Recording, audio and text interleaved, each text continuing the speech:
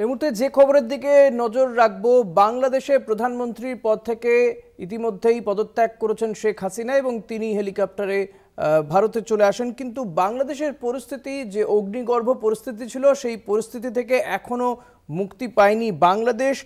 আওয়ামী লীগের কেন্দ্রীয় কার্যালয়ের ওপরে হামলা চালানো হয়েছে, চট্টগ্রামে একাধিক থানাতে হামলা চালানো হয়েছে।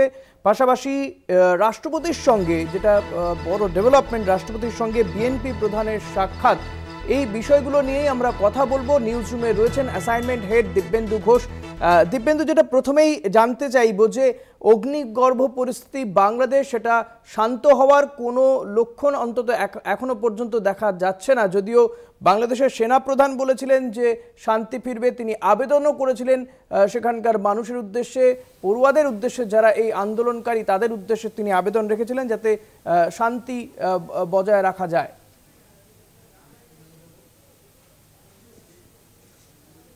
দেখো, যা পরিস্থিতি এই মুহূর্তে বাংলাদেশে, তাতে বাংলাদেশে কার্যত নৈরাজ্য চলছে। কারণ শেখ হাসিনার পদত্যাগ, তার বাংলাদেশ ছেড়ে চলে আসা, ভারতে আসা, এবং তারপরে সেনাপ্রধানের যে বৈঠক এবং সেনাপ্রধানের যে একাধিক রাজনৈতিক দলের সঙ্গে, সুশীল সমাজের সঙ্গে যে বৈঠক, সেই বৈঠকের পর সেনাপ্রধানের যে জাতির উদ্দেশ্যে ভাষণ এবং সেখানে আন্দোলনকারীদের একটা বার্তা দেওয়া যে আপনারা অশান্তির পরিবেশ থেকে সরে আসুন, অশান্তির রাস্তা থেকে সরে আসুন, এবং তার সঙ্গে এই যে এতদিন সাম্প্রতিককালে যে অপরাধের ঘটনা ঘটেছে, সেই অপরাধের যথাযথ ব্যবস্থা হবে, যথাযথ তার ন্যায় বিচার হবে, এবং এই যে আন্দোলনকারী তাদের সঙ্গে বসা হবে, তাদের দাবি দেওয়া শোনা হবে, এবং অন্তর্বর্তী সরকার গঠনের প্রক্রিয়া শুরু হবে। এই অন্তর্বর্তী সরকার গঠনের প্রক্রিয়া শুরুর মধ্যে এর মধ্যে দুটি ডেভেলপমেন্ট, যে অন্যতম যে এই আন্দোলনকারীদের অন্যতম যে সমন্বয়ক নাহিদ ইসলাম, সেই নাহিদ ইসলাম একটি জরুরি বৈঠক করেন এবং তারপরে তিনি জানিয়ে দেন যে তাদের সমর্থিত এবং তাদের যে প্রস্তাবিত সরকার, সেই অন্তর্বর্তী সরকার তারা মানবে। যদি অন্যরকম কোনো সরকার গঠন হয় তাহলে কিন্তু তারা সেই অন্তর্বর্তী সরকারকে মানবেন না। অর্থাৎ এই যে সমন্বয়ক, যে অর্থাৎ ছাত্র আন্দোলন যেটা হচ্ছে, সেই তাদের একটা দাবি থাকবে এই অন্তর্বর্তী সরকারের ফরমেশন কী হবে, কিভাবে সেটা গঠন হবে, সেখানে কোনো রাজনৈতিক দলের কেউ মাথা বসবেন কিনা, কিংবা এই যে কেয়ারটেকার গভর্নমেন্ট, সেই গভর্নমেন্টে কোনো সুশীল সমাজের প্রতিনিধি থাকবেন কিনা, যে নামটা এখনও পর্যন্ত জল্পনায় রয়েছে। মোহাম্মদ ইউনূস, যে যে নোবেল শান্তি পুরস্কার জয়ী বাংলাদেশের অন্যতম অর্থনীতিবিদ এবং বাংলাদেশের যে গ্রামীণ ব্যাংকের প্রতিষ্ঠাতা, এই মোহাম্মদ ইউনূসের নাম কিন্তু ভাসছে। অর্থাৎ সুশীল সমাজের প্রতিনিধি হিসাবে এই মোহাম্মদ ইউনূস কিন্তু পরবর্তী প্রধানমন্ত্রী হতে পারেন।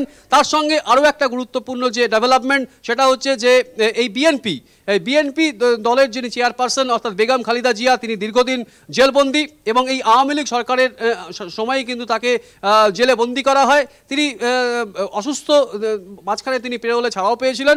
কিন্তু এই বেগম খালেদা জিয়ার মুক্তির সেটা কিন্তু অন্যতম দাবি হচ্ছে বিএনপির, এবং বিএনপির যিনি সাধারণ সম্পাদক, যিনি বেগম খালেদা জিয়ার অনুপস্থিতিতে যিনি এই গোটা বিএনপি দলকে পরিচালনা করেন, তিনি আজ রাষ্ট্রপতির সঙ্গে দেখা করেন, এবং রাষ্ট্রপতির সঙ্গে দেখা করার পর যে সিদ্ধান্ত হয়েছে যে বেগম খালেদা জিয়াকে মুক্তি দেওয়া হবে, এবং বঙ্গভবন থেকে একটি বিজ্ঞপ্তি জারি করা হয়েছে।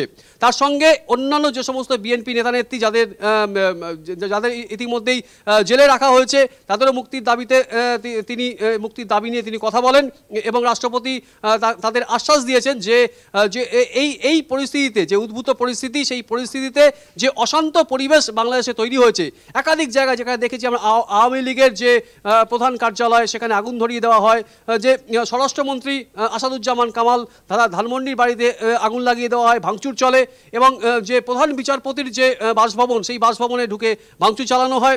কার্যত যে পার্লামেন্ট ভবন, সেই ভবন আন্দোলনকারীদের দখলে চলে গেছে।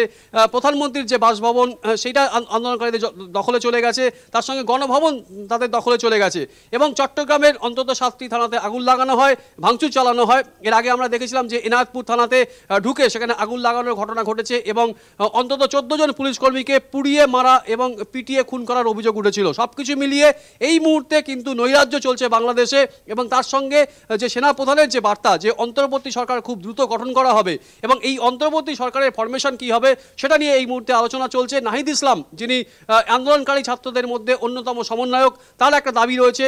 তাদের যে দাবি, সেই দাবি যে অন্তর্বর্তী সরকার গঠন হবে, সেখানে কিন্তু তাদের একটা ভূমিকা থাকবে, তাদের একটা সমর্থন থাকবে, তাদের একটা প্রস্তাব থাকবে, সেই প্রস্তাবের বাইরে, সেই সমর্থনের বাইরে, সেই যে অনুমোদনের বাইরে যদি কোনো রকম অন্তর্বর্তী সরকার গঠন হয় তাহলে তারা কিন্তু সেটা মানবেন না। অর্থাৎ একাধিক যে পরিস্থিতি, একাধিক যে সম্ভাবনা, সেটা এই মুহূর্তে বাংলাদেশ জুড়ে তৈরি হচ্ছে। সুতরাং পরবর্তী যে ওই অন্তর্বর্তী সরকার যে গঠন হবে 48 ঘন্টার মধ্যে, যে সেনাপ্রধান ওয়াকারুজ্জামান তিনি কিন্তু বলেছেন যে 48 ঘন্টার মধ্যে সর্বদল বৈঠক হবে, রাষ্ট্রপতির সঙ্গে তারা দেখা করবেন এবং এই অন্তর্বর্তী সরকার গঠনের যে ফরমেশন সেটা নিয়ে আলোচনা হবে। ইতিমধ্যেই কিন্তু তার তৎপরতা শুরু হয়ে গেছে, জোর একটা সেই তৎপরতা কিন্তু এই মুহূর্তে দেখা যাচ্ছে বাংলাদেশ জুড়ে। কিন্তু তার পাশাপাশি এখনো পর্যন্ত কিন্তু অশান্তি থামার কোনো লক্ষণ নেই, কিন্তু একাধিক জায়গাতে হামলা চলছে, একাধিক সরকারি দপ্তরে হামলা চলছে এবং সেখানে ভাঙচুরের ঘটনা ঘটছে। একদমই দীপেন্দু, অনেক ধন্যবাদ তোমাকে। কথা বলছিলাম অ্যাসাইনমেন্ট হেড দীপেন্দু ঘোষের সঙ্গে। যে কথা দীপেন্দু জানাচ্ছিল যে বাংলাদেশে কিন্তু অশান্তি থামার লক্ষণ নেই, একদিকে সরকার গঠনের তৎপরতা শুরু হয়েছে, অপরদিকে কিন্তু অশান্তিও জারি রয়েছে।